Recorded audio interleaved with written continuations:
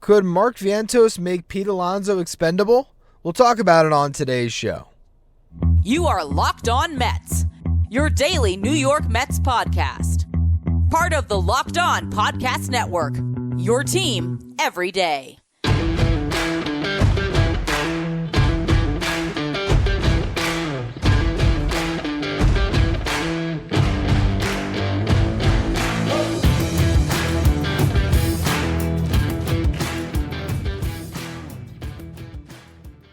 Hello to all you Mays and Mets fans. You're listening to Locked On Mets, part of the Locked On Podcast Network, your team every day.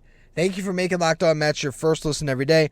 Locked On Mets is free and available on all platforms, including YouTube. On the show today, a frustrating win to discuss, if that's even a thing, but it certainly felt like it after the game on Monday night. I'll talk about that in the first segment. Then, when it comes to Mark Vientos, who had another great game tonight, is he making Pete Alonso more expendable? We'll go through that a little bit as well. Before we get to any of it, though, I'm your host, Ryan Finkelstein. If you want to find any of my work, follow me on X at Finkelstein Ryan. You can also find some of my writing at justbaseball.com, where I work as the managing editor.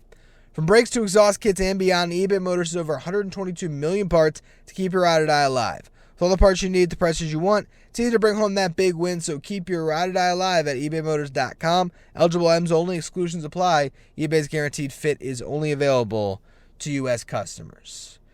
Have you ever been at a Mets game where the team won, and yet you left and you were pissed off?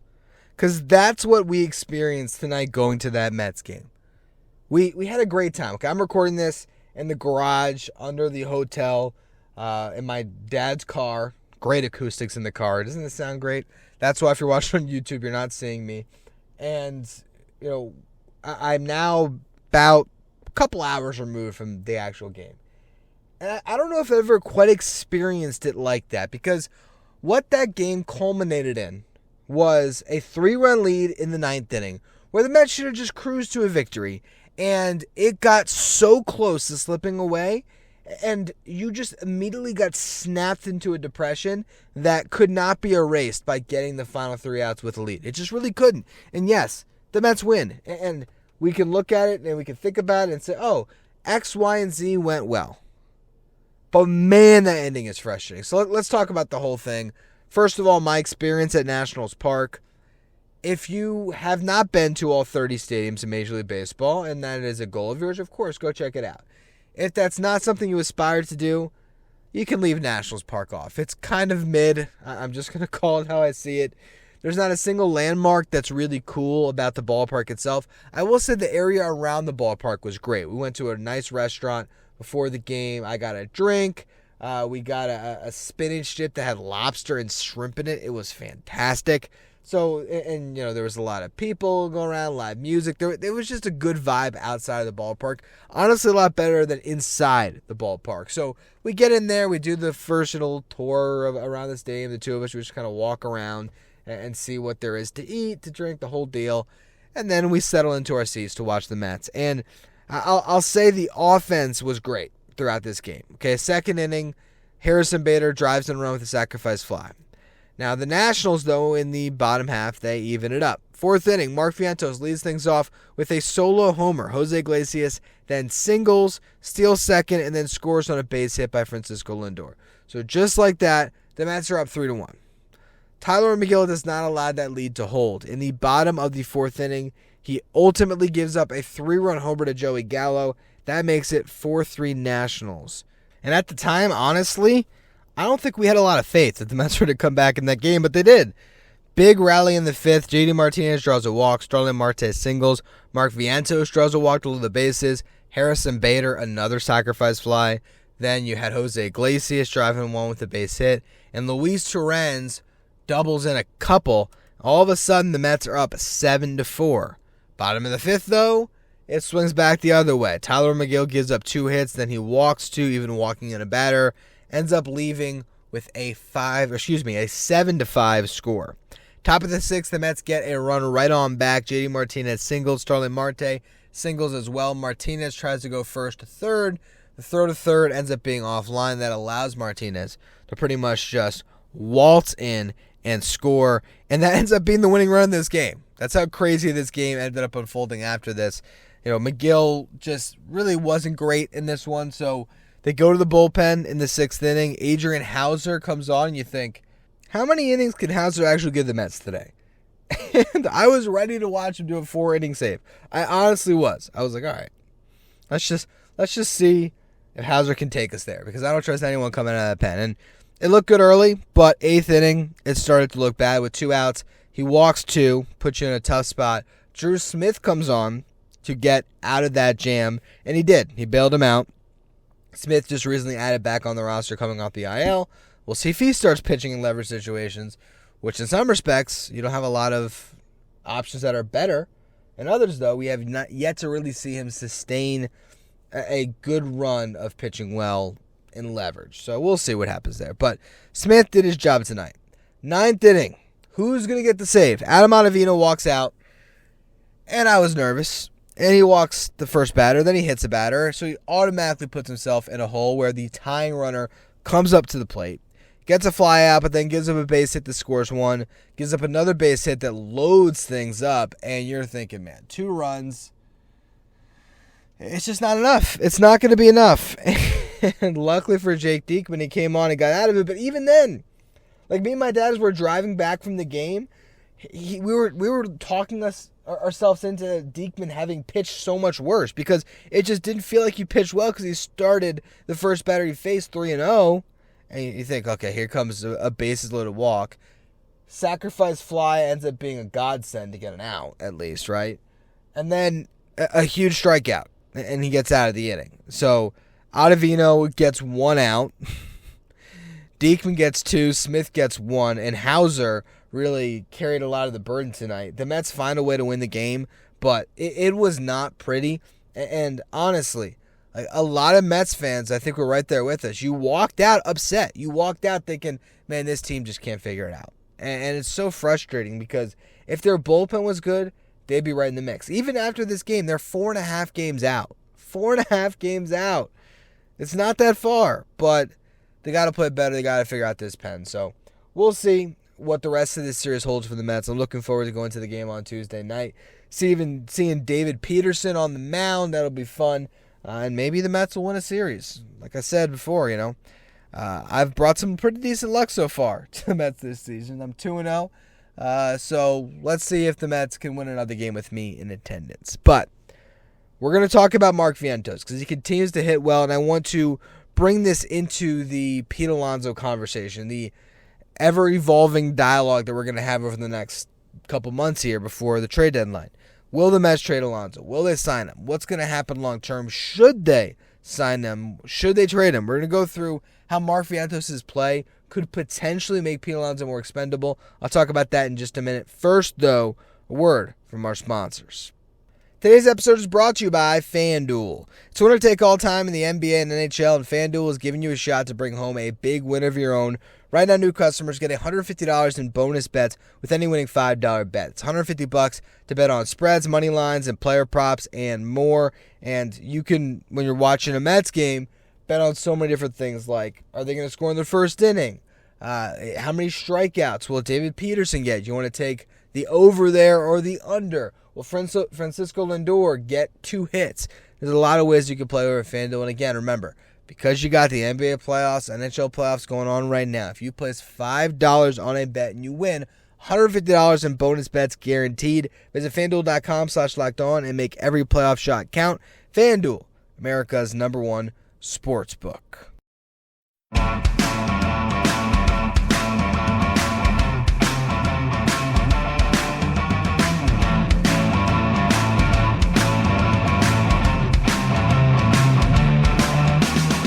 If you're an everyday listener to the show, make sure you become a Locked On Mets insider. This is our texting service where you get updates from me anytime something breaks in the Mets. It's also where you can ask me questions anytime. We can communicate back and forth through text. You get the starting 9 graphics sent to your phone each day, so you know who's going to be in the lineup without having to go on social media. You can also take part in our Locked On Mets signed photo giveaways. So if you're going to be a Locked On Mets insider, find the link in the episode description. Go to subtext.com/LockedOnMets.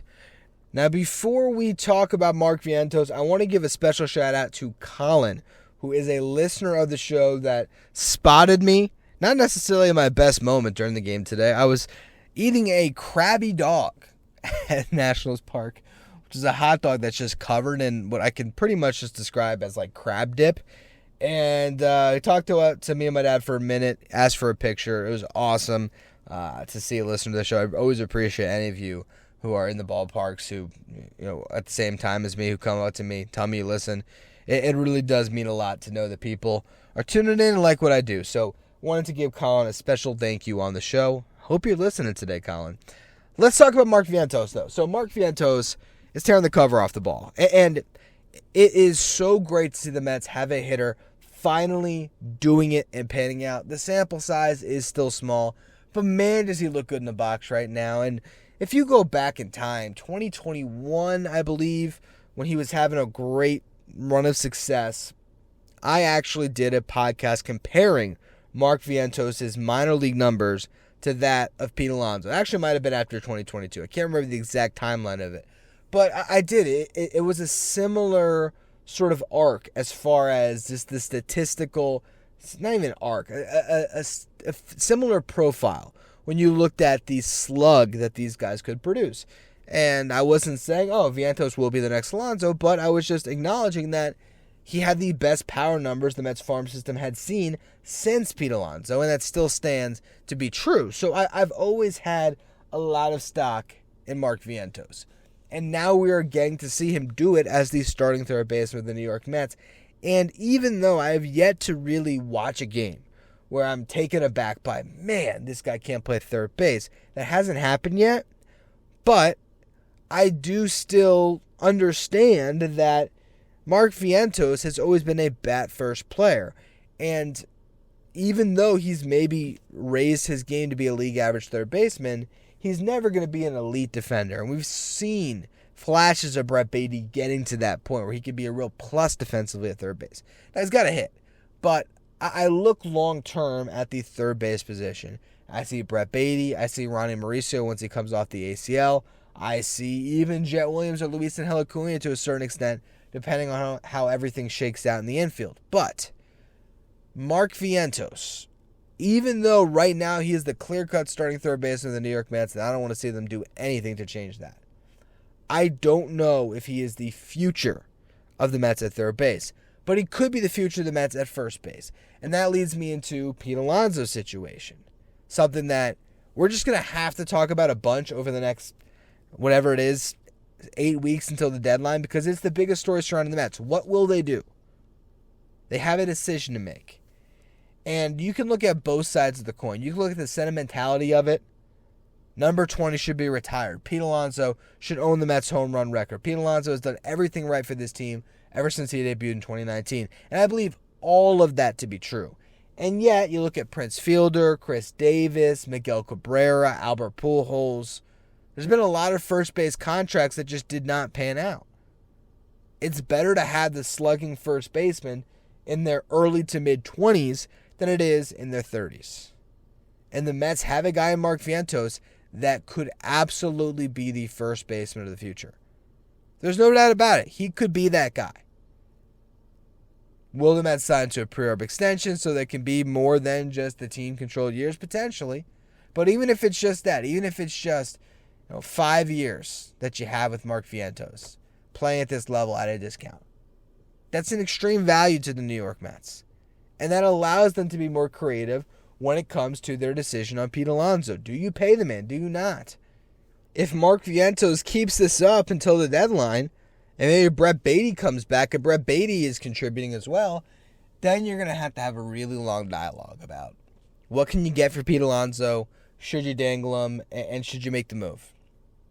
And there might be teams that really do give you a great package. I'm still hesitant to believe that, but that doesn't mean that you look at this situation and you just sit on your hands. The Mets are going to have to shop Pete Alonso. And they're going to have to set a price and see if there is a team out there that meets that price. And if they do, then they got to make that decision to pull the trigger. Because no matter when Pete Alonso changes teams, similar to when Jacob deGrom left in free agency, it's going to hurt when it happens. It is. There's some fans who don't care. They don't think Pete's good, and they're going to say goodbye, good riddance. But I think for a larger, segment of the fan base, fans want to see Pete Alonso finish his career in a Mets uniform. But if you have Mark Vientos, who can do a lot of the same things at a fraction of the cost, and you're trying to build out a roster that already has a bunch of dead money on the books, and you don't have a lot of ways to address your team, does it make sense to sign a player and make him the biggest offseason acquisition that you have, and it's just reacquiring him on a huge contract? Is Pete Alonso on a $150 million contract any different than Pete Alonso right now? There's a better chance that guy's worse than the guy right now. And the guy right now has been struggling a little bit. Now, that's overall in the season. He has gotten hot as of late. But it really is one of those things where you're watching this unfold, and it's amazing to see Mark Vientos thrive. And the fact that the Mets have a clear plan B in place. If Pete Alonso is not the long-term answer, Mark Vientos could be. And because of that, it does make Pete a lot more expendable. That's not to say he's definitely gone. But is it more likely now? Or am I viewing it as more likely now than 2 months ago? Absolutely.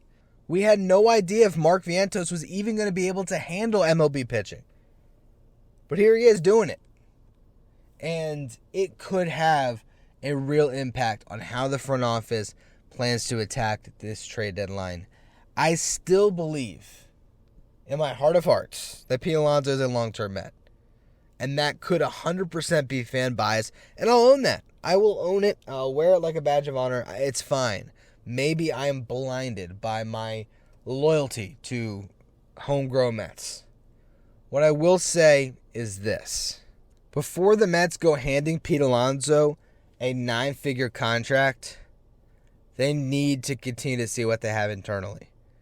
And I think what that means is trading JD Martinez, letting either Vientos or even just having Pete Alonso DH to close out the year, and getting to a point where the lineup includes Beatty, Vientos, and Alonso through the final stretch of the season.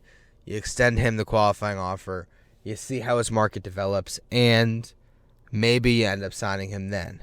But having as much information as possible when you make these decisions is so important. And that's what the Mets are in right now. They're in information gathering mode.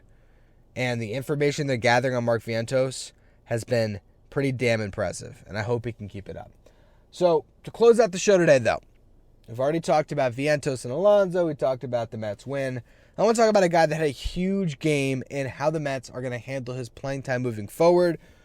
Could Jose Iglesias replace Jeff McNeil at second base? We're going to talk about that in just a minute. First, though, a word from our sponsors. Today's episode is brought to you by eBay Motors. Passion, drive, and patience, so it brings home the winning trophy. It also keeps your ride or die alive. eBay Motors has everything you need to maintain your vehicle and level it up to peak performance. From superchargers to roof racks, exhaust kits, LED headlights, and more. Whether you're into speed, power, or style, eBay Motors has got you covered. With over 122 million parts for your number one ride or die, you'll always leave finding exactly what you're looking for. With eBay's guaranteed fit, your parts guaranteed to fit your ride every time or your money back. Because with eBay Motors, you're burning rubber, not cash. With all the parts you need at the prices you want, eBay Motors makes it easy for you to turn your car into the MVP and bring home that win.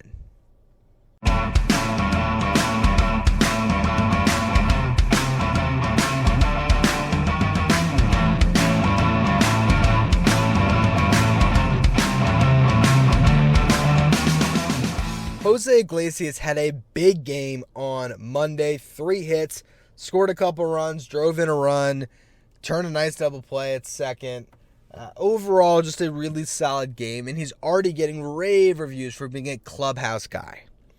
Which leads me back to the decision or the rotation at second base. How do you divide up playing time?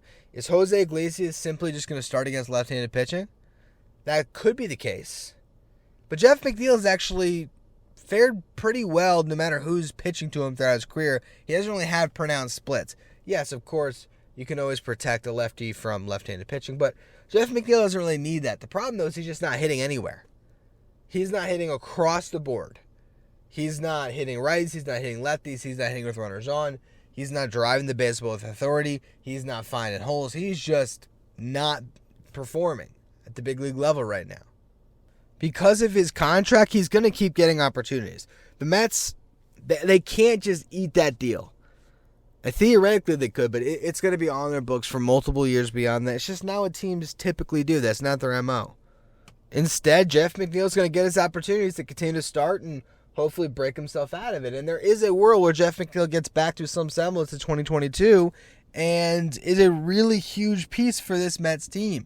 It just hasn't happened in the last year and a half, and it's getting harder and harder to talk yourself into Jeff McNeil figuring things out, for him to put the time in required to getting right, for him to just wake up in the morning being upset about when he when he last felt good in the box, and he goes to sleep at night and he's thinking about it. Like, just that drive, that intangible that some baseball players have, and I just don't feel like McNeil has it right now. And it's funny because you now juxtapose him to the guy that could take his job in Iglesias, and Iglesias was almost out of the league. If Jeff McNeil was in a situation where his contract had expired and no team wanted him, would Jeff McNeil go play in the minor leagues for a year and a half to try to work his way back? There's not a chance in hell that Jeff McNeil would do that. And I'm not trying to criticize, I guess I am criticizing him, but I have defended this guy forever. Like, if you have been listening to this show for the past 5 years, you've only heard me criticize McNeil despite 2021 and 2023, where he was completely right there for me to criticize. A guy that deserved it. I still really didn't criticize it. But now that you're watching it play out and he's got this contract and you're just thinking about what the next 3 years looks like, it's hard not to point out his flaws. And the mental side of the game, I think, is massive with Jeff McNeil. Does Jeff McNeil have more talent than Jose Iglesias right now? Absolutely. Is Jeff McNeil just a better athlete who naturally picks up things quicker? Yes, look at what he's done as a super utility guy. That's all a testament to how athletic and gifted this guy really is. But if you asked him tomorrow if he wanted to keep playing out his big league career, go on the PGA Tour, what would he say? And again, getting back to if he ended up in a situation where the Mets cut him, is he really going to fight hard to get back, or is he going to take his money and walk? And that's not a slight on him. That's not me trying to harp on this guy for not caring, because I don't know if he cares or not. And he certainly seems like he cares when he's smashing his bat into the ground or he's slamming his helmet. It's not like he's not competitive. But he hasn't competed enough, I don't feel, in the down periods to continue to improve year over year. Brandon Nimmo, every year he comes back better in one way or the other. Now, could we get to a point now that he's 31 where the aging really does impact things for Nimmo, where he can't necessarily improve in certain aspects or he might regress in others? Absolutely. But if Brandon Nimmo goes into the offseason with the idea that he's going to steal some more bases, he's going to find a way to try to steal some more bases when you actually get in season. And I think just that lack of commitment from Jeff McNeil, and again, that's just hearsay, not even hearsay, that's complete speculation on my part. But you don't get the sense that McNeil's grinding. And Jose Iglesias is a grinder. He is setting a great example in that clubhouse right now about what it means to be a professional, how you should go about your business. And we're seeing it, the way he beat out that ground ball for a hit the other day to Suarez in the Diamondbacks game that ended up allowing Pete Alonso to come up and hit a home run. Those are the little things that help you as a ball club over time, that, again, put the ball into motion as far as how you should be going about your business, how you shouldn't give away any at-bats. To me, it feels like Iglesias is a guy that you put into your clubhouse and he's going to make everyone better in some capacity, even when he's not playing. And I think he's going to find his way into that starting lineup more often than once a week against the left-handed starter. I think he might be in there a little more frequently Ultimately, though, it sort of is what it is when it comes to Jeff McNeil. He's going to keep getting opportunities. He's going to have some success at certain points, but these values that he's having just leave you vulnerable to getting your job taken from you. And obviously, it's Iglesias right now, but we can look ahead towards the future. And you see Luis Angel Acuna and you see Jet Williams, and you have to think, how much longer is Jeff McNeil going to be a starting player in the New York Mets? If I set the line at a year from now, June 4th, 2025, will Jeff McNeil be a starter on the New York Mets? And I had to put money on it. I think I'd take no. And that's crazy because he's only a couple years removed from a batting title, but that batting title was before the contract.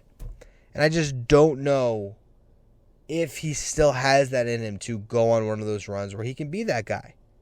Until we know for sure, though, we'll see him in the lineup, and hopefully he can start to produce some better results. I'll be back again checking out Mets Nationals on Tuesday night. I appreciate all of you who have tuned into the show today. A little bit shorter than my typical shows, but it's been a long day for me between flying out in the morning and all the stuff that we did throughout the night. So again, appreciate you all. If you're listening on the audio feed, follow, rate, and review wherever you get your podcast. If you're watching on YouTube, hit that subscribe button. You can also follow me on X at Finkelstein Ryan. You can follow the show at Locked On Mets. Thank you for making Locked On Mets your first listener, your first watch every day. Now for your second watch, head over to YouTube, to the first ever 24/7 streaming channel covering everything in the world of sports. Check out Locked On Sports Today, streaming 24/7 on YouTube and on Amazon Fire TV.